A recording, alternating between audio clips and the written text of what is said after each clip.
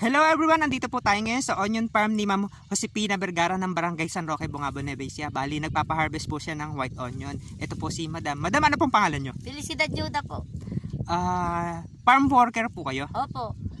Magkano na po ngayon ang upahan ng isang red bag? 1 po, 40 po. Wala pong hingi. Hindi po kami nakakahingi. Ang estimated po na sabi na ni Madam na maaani niya po is nasa 2,000 red bag. Po. Meron na po ba siyang naging buyer? Wala pa po. Kasi po, mura po yung sibuyas. Wala pong kumukuha ang buyer. Hanggang ngayon nga po, ayun, hinahakot na wala pa pong buyer. Ay, yun lang ang medyo sad part ng mga onion farmers kasi sa ganda ring sitwasyon dapat po meron na sana silang buyer para sure na mabibili po yung sibuyas nila. Ang kaso, sabi nyo nga po, wala daw po silang buyer. Di, ano po yung mangyayari? Paano po yun? Po, katulad nun, yung mga naghirap na nagtrabaho dito sa bukid, ala pang presyo. Paano po yun? Ay, walang eksaktong presyo na Wala po. Walang presyo ngayon. Itong sibuyas na binunot namin. Di stock lang po nila sa kanilang kamalig. Opo. Sa ngayon po siguro baka po i-stock muna dahil ala pong kumukuha ang buyer. Ay, yun lang. Kasi pag na-stock, sayang naman po yung opportunity sana na may ibenta agad. Kaya lang, kung gani rin naman po walang buyer, opo, may pipilitan talaga silang maghantay. Opo.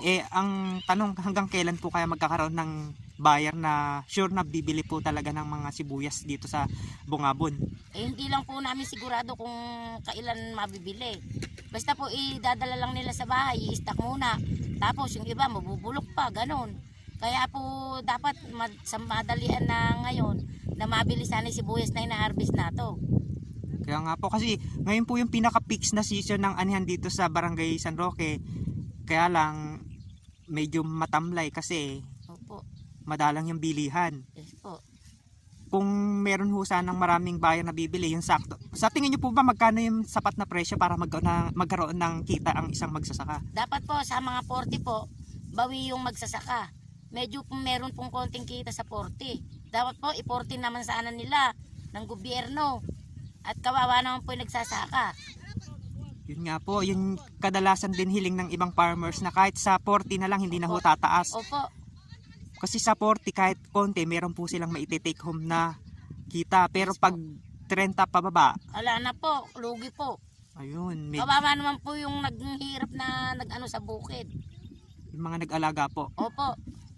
Yun nga po yung pinakahihiling ng mga karamihan ng mga onion farmers dito sa Bungabon. Hindi lang naman po dito sa Bungabon, pati doon sa ibang lugar na kahit sa 40 na lang i-fix yung presyo ng white onion. Opo. Kasi sa laki ng gastos, kung bababa pa sa 30, Opo. Wala na. Kawawa naman.